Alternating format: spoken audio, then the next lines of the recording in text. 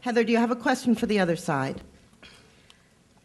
Well, I'm just puzzled by the idea that if you have Khalid Sheikh Mohammed in detention, I'm not sure what the public cooperation is that you're going to expect to get information from him. The 9/11 Commission report, you're claiming that interrogation stress did not work. They said that half of the information in that report came from the interrogation. Is that the question? Yeah.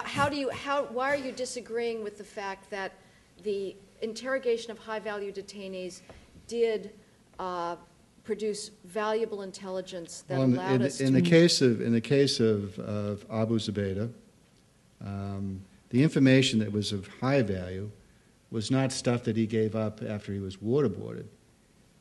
The real critical stuff was in the apartment where he was seized. He jumped out the back window, and in the apartment was a treasure trove of computers, documents, cell phones, and the like. And so when they started to do their routine grunt work and do the document exploitation and all that other stuff, that's what led ultimately to the arrest, if you will, or the capture of Khalid Sheikh and Ramzi bin al-Shibh. That was Jack Cloonan. John Hutson, have you got a question for the other side? Yes, I do. The side in favor of the proposition? Yes. There's been a lot of talk about the Army Field Manual and the difference now between DOD and the CIA.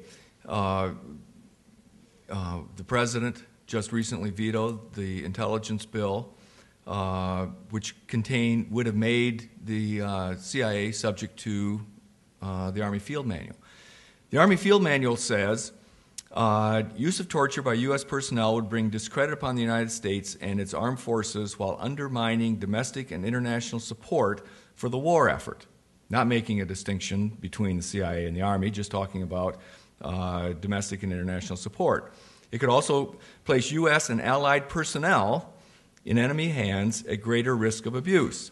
There's a question there, right? Well, there's going to be. Now the Army Field Manual, or the intelligence bill that that would have incorporated the Army Field Manual, has the following prohibitions. Which of these prohibitions would you say is okay for the CIA and therefore for the United States? Forcing a prisoner to be naked, perform sexual acts. This is what the President vetoed. Forcing a prisoner to be naked, perform sexual acts, or pose in a sexual manner. Placing hoods or sacks over the head of a prisoner and using duct tape over their eyes. Applying beatings, electric shocks, burns, and other forms of physical pain. Waterboarding, military working dogs, hypothermia or heat injury, mock executions, and depriving a prisoner of necessary food, water, and medical care. Now, which of those do you think it's okay for the CIA on behalf of the United States to engage in order to get information? Rick, do you want to take that one? Well, since I think he's reading from my article. No, actually I'm not. That's the field manual, right? This is what the Army is prohibited from doing. I'm not saying the CIA should be allowed to do any or all of these. I'm just saying you shouldn't extend this manual to the CIA. The CIA operates under different rules. But you want to go through and then the CIA manual. He gave you a multiple choice question here because these were this bill was vetoed. But that's, with all due respect, John, that's not all that the Army Field Manual does. My favorite example is, and I wish I had it in front of me, if you look at the definition of a good cop versus bad cop, there's a restriction on how bad a bad cop can be. The bad cop cannot act in a manner that's disrespectful to the person being interrogated. I would submit to you, it's not a question of violating the law on the domestic side. In virtually every police station, the bad cop is pretty damn disrespectful to the drug dealers and rapists and muggers. We're talking about using the rules. We're not using our criminal justice system. That, John, is absurd. It's insanity. It's not morality. But he's citing the... But he's citing selectively. The Army Field and he's Manual asking you to respond selectively. I feel as though I have to defend all the good police officers and law enforcement officers out there, because I can assure you that doesn't go on as much as David suggested it does. It just doesn't. Bad cop does not yell. No, spittle is not I'm saying, but threats are not made. But you keep talking about these extreme views. You keep talking in the extreme. What I'm trying to argue here is, and I think we've done it rather successfully, frankly, is to tell you that when you speak in the extremes and you speak in the absolutes, that there is going to be problems.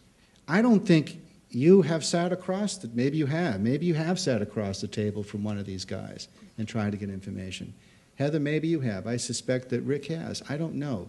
But I will tell you, if you had, you'd walk away from that experience being very humble and understanding what you're up against.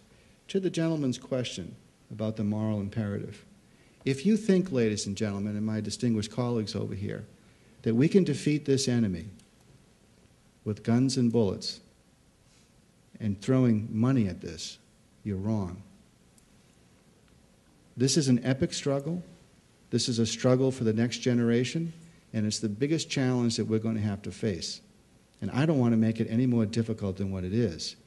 And when you engage in some of the things that have been, I'm not saying some of the things that we've discussed here tonight, you make that challenge a lot harder for us.